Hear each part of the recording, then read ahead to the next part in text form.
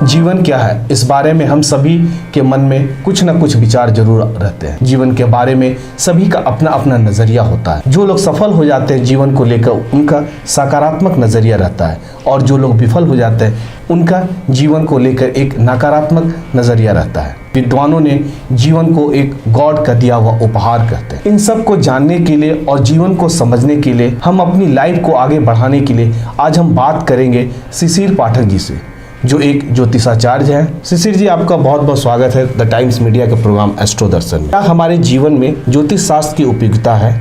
हिमांशु जी, अगर बात करें ज्योतिष शास्त्र की, तो ज्योतिष जो सब्जेक्ट है उसे हमारे ऋषि मुनियों ने फाइंड किया भविष्य जानने के लिए, भविष्य कथन करने के लिए, और ज्योतिष को वेदों का नेत्र कहा गया है। तो एक प्रश्न तो ये है कि भविष्य को जानने की आवश्यकता ही क्या है? जीवन तो चल ही रहा है और अपनी गति से चलता ही रहता है, लेकिन जैसे जैसे सभ्यता का विकास हुआ, किसी एक ऐसे विधा की ज़रूरत महसूस हुई जिससे कि हम लोग ये जान सकें, ये समझ सकें आगे क्या होने वाला है। अगर इस बात को पता कर लिया जाए तो बहुत सारी चीज़ें हम पहले ही ठीक कर सकते हैं, और इसी आवश्यकता को महसूस करते हुए ज्योतिष शास्त्र के बारे में उसकी परिकल्पना की गई और फिर उसको यथार्थ रूप में कार्यान्वित किया गया। तो ये उपयोगिता है ज्योतिष शास्त्र की कि आप होने वाली घटनाओं, दुर्घटनाओं को संभावित रूप से समझ सकते हैं और फिर उपचारों के द्वारा उसे होने से रोक सकते हैं या उसमें थोड़ा परिवर्तन कर सकते हैं। ज्योतिष शास्त्र में सबसे इम्पॉर्टेंट चीज़ क्या होता है जब आप किसी के जीवन को पढ़ते हैं? तो वो कौन सा चीज़ है जो आपको जानना जरूरी होता है, तब उसके बारे में आप भविष्यवाणी कर सकते हैं? देखिए, ज्योतिष शास्त्र जैसे कि किसी भी सब्जेक्ट का एक अपना मेथड होता है, तो ज्योतिष शास्त्र के थ्रू प्रेडिक्शन करने के लिए या उसको उपयोग में लाने के लिए जो टूल हम लोगों के पास है, जो मेथड हम लोगों के पास है, वो है जन्म कुंडली। तो इसलिए अब ये समझना जरूरी है कि जन्म कुंडली है क्या। जन्म कुंडली बोलते ही मैक्सिमम जो हमारे दर्शक हैं या सामान्य लोग हैं उनके सामने एक स्क्वायर शेप की चीज आ जाती है, तो और उसमें कुछ ग्रहों के नाम, कुछ अंक लिखे हुए रहते हैं। तो हमको पहले तो ये जानना होगा कि वो क्या है स्क्वायर शेप की चीज, और फिर हम लोग बहुत सारे टर्म सुनते हैं, महादशा, अंतरदशा, शनि की 7.5, राहु की दशा। कुछ चीजें अच्छी लगती हैं, कुछ चीजें बुरी लगती हैं, लेकिन एक बार अगर चीजों को समझ लिया जाए तो हमारी आस्था भी उस चीज में होती है और उसमें इंटरेस्ट भी आता है। तो जन्म कुंडली का अर्थ है कि जब एक माँ और बच्चे को अलग किया गया, मतलब एक जब नए मनुष्य का जन्म हुआ, तो उस समय आसमान की स्थिति क्या थी। आसमान की स्थिति मतलब आसमान में ग्रहों की स्थिति क्या थी। ज्योतिष शास्त्र में हम लोगों ने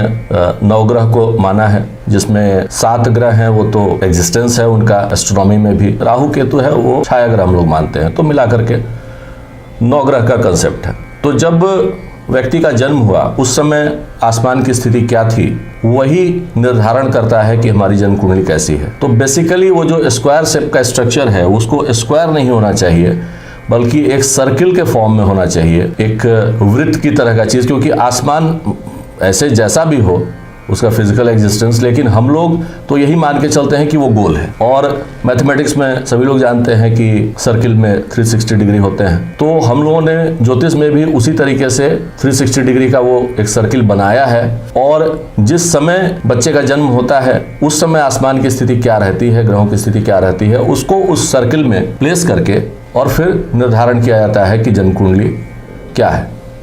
तो ये है। उसके बाद 12 राशियां हैं, तो उस सर्किल को हमने 12 पार्ट्स में डिवाइड कर दिया। तो 360 डिग्री है और 12 पार्ट्स में डिवाइड करेंगे तो एक एक घर जो है कुंडली का 30-30 डिग्री का हो जाता है। अब वो जो घर होते हैं, जो भाव भी बोलते हैं हम लोग, तो उनका महत्व अलग है कि फर्स्ट हाउस है, सेकेंड हाउस है, थर्ड हाउस है। हर एक हाउस का फिर उस हाउस के कौन से प्लैनेट लॉर्ड हैं, उनका प्लेसमेंट कहाँ है, फिर एक नक्षत्र का भी कंसेप्ट है। तो इन सारी चीजों को समझने पर ही पता चलता है, फिर प्रेडिक्शंस किया जाता है, फिर दशाओं का निर्धारण होता है।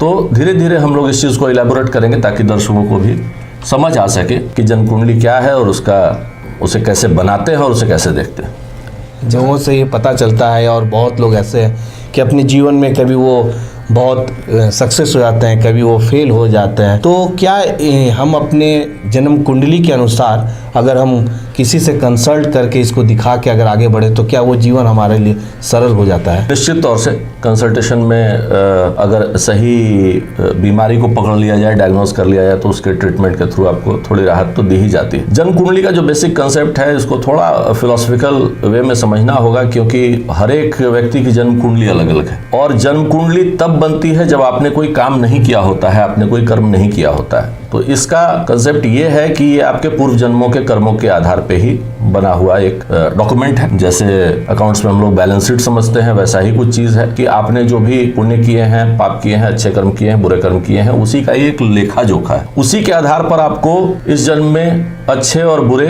रिजल्ट्स मिलने वाले हैं। तो कोई भी जो योगी ज्योतिषी हैं वो आपको आपके संभावित परिणामों को, प्रॉमिस ऑफ द चार्ट को बता सकते हैं कि आपको क्या मिलने वाला है, क्या नहीं मिलने वाला है। तो ये आप जानकारी ले सकते हैं अपनी कुंडली को दिखा करके। कुंडली को दिखाने का भी जो समय है वो सबसे जरूरी है कि जब बच्चे का जन्म हुआ तो उसको आप कुछ दिनों के अंदर दिखा लें। आप ये सोच रहे हैं कि मेरा बच्चा डॉक्टर बनेगा, इंजीनियर बनेगा, IAS बनेगा, और बच्चे की आयु ही कम है, तो कोई मतलब नहीं रह जाता इस बात। तो सबसे पहला तो चीज ये है कि आप आयु निर्धारण देख लें कि हाँ पूर्ण आयु है, उसमें उसे कुछ सपोर्ट की जरूरत नहीं है, हेल्थ ठीक है। फिर आपको उसके एजुकेशन, कुछ बच्चे होते हैं जो कि पहले बहुत इंटेलिजेंट होते हैं और बाद में जाकर के उतना अच्छा नहीं कर पाते हैं, या कुछ लोग बाद में अच्छा करते हैं, शुरुआत में कितना भी उनके माता पिता फोकस करें तो उनकी पढ़ाई उतनी अच्छी नहीं होती है। तो इन सारे बातों का निर्धारण कुंडली से हो सकता है। तो इसीलिए कुंडली दिखाने का अपना बहुत ही फायदा है, और अगर किसी योग्य व्यक्ति से आप परामर्श करें तो निश्चित ही उससे आपको लाभ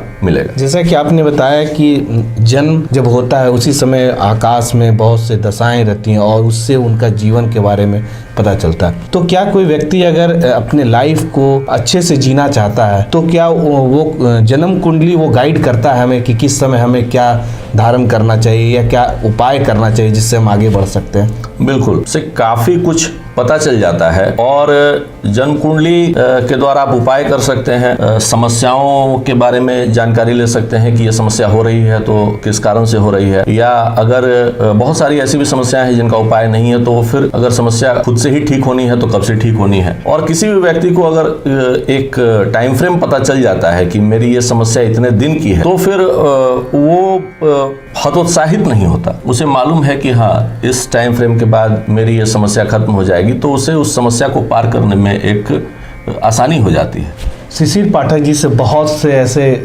गुण रहस्य कुछ समझा अपने जीवन को सफल बनाने के लिए। ज्योतिषाचार्य का क्या इंपॉर्टेंट रोल होता है हमारे लाइफ में, और जन्म कुंडली हमें आगे बढ़ने में कैसे मदद करती है। तो हम अपने दर्शकों से ये कहना चाहेंगे कि जो भी व्यक्ति इस प्रोग्राम को देख रहे हैं और वो चाहते हैं कि अपनी जन्म कुंडली अपने जीवन को आगे बढ़ाने में मदद करना है, तो शिशिर पाठक जी को हमारे नीचे दिए हुए ईमेल पर आप भेज सकते हैं और व्हाट्सएप पर भेज सकते हैं, क्योंकि हम आने वाले प्रोग्राम में हम चाहेंगे कि आपकी जन्म कुंडली ये देख के बताएं कि कैसे हमें आगे बढ़ना है और क्या क्या बाधाएं हमारे लाइफ में आ रही है।